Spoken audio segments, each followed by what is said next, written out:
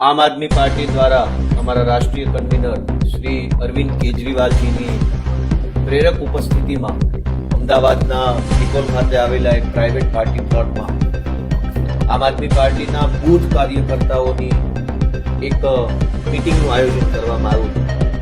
ઘણા સમય પહેલા 20-25 દિવસ પહેલા આ આખા કાર્યક્રમની રૂપરેખા તૈયાર કરવામાં આવી હતી.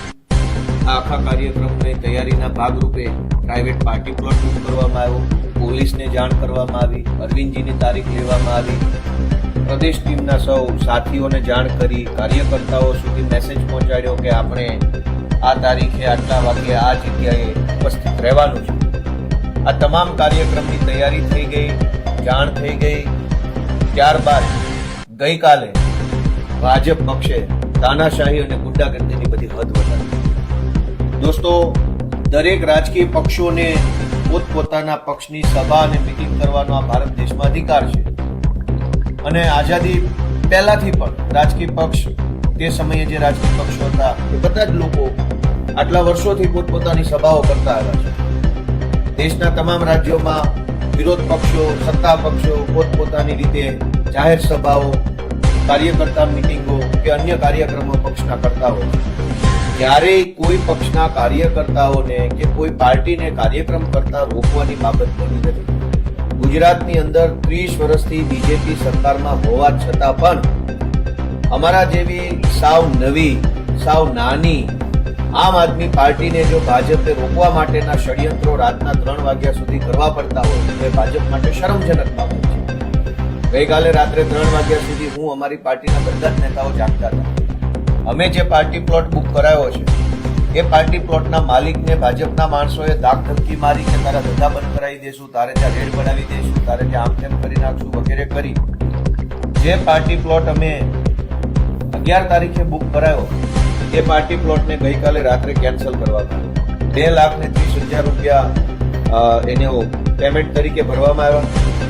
આમ આદમી પાર્ટીની જનસભા છે એની જાણ કરી, કેટલા સાઉન્ડ, કેટલી ખુરશ, કેટલા ટેબલ, શું વ્યવસ્થા, બધી ચર્ચા થયેલી હતી. પણ પ્રાઇવેટ પાર્ટી પ્લોટના માલિકને ધાક ધમકી કરી, દાબ દબાણ કરી અને નિકોલમાં આજે અરવિંદ કેજરીવાલજીનો જે કાર્યક્રમ હતો એ કેન્સલ કરાવવા માટે ભાજપે પૂરું દબાણ કર્યું અને ત્યાં અત્યારે પોલીસ મોકલી અને લોકોની અંદર એક ભય ફેલાય એવો માહોલ ઉભો કર્યો છે. આ બિલકુલ યોગ્ય વસ્તુ નથી. આમ આદમી પાર્ટી એક રાષ્ટ્રીય પાર્ટી છે. ગુજરાતના 42 લાખ લોકોએ આમ આદમી પાર્ટીને મત આપેલ છે અને એટલે ગુજરાતની જનતાએ ઓથોરાઇઝ કરેલી વિપક્ષી પાર્ટી છે. આમ આદમી પાર્ટીને જનસભા કરતા રોકવામાં આવે છે એ બાબત નિંદનીય છે. અમે પણ નક્કી કર્યું છે કે હવે પછીથી એક નવું લોકેશન છે ત્યાં અરવિંદ કેજરીવાલજીની આમ આદમી પાર્ટીની સભા આજે જ કરવાની છે.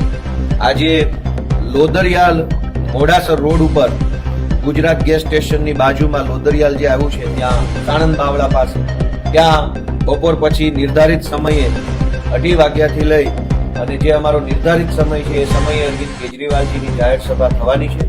અમે નવું સ્થળ અમારા આમ આદમી પાર્ટીના કાર્યકર્તાની પ્રાઇવેટ પ્રોપર્ટીની અંદર નક્કી કર્યું છે.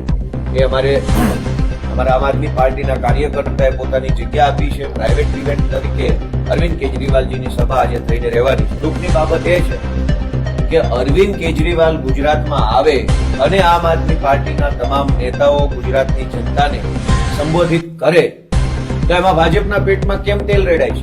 ભાજપને શું તકલીફ પડે છે? 30 વર્ષથી સરકાર છે.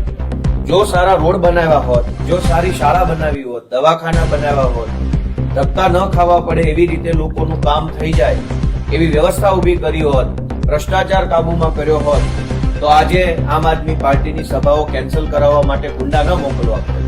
ભાજપે અમારી સભાઓમાં ગુંડા મોકલવા પડે, અમારી સભા કેન્સલ કરાવવા ગુંડાઓ મોકલવા પડે. દર્શાવે છે કે આવનારા દિવસોમાં આમ આદમી પાર્ટી લોકોની વચ્ચે ખૂબ મજબૂતીથી ઉભરી આવવાની છે. એનો અંદાજ ભાજપને આવી ગયો છે.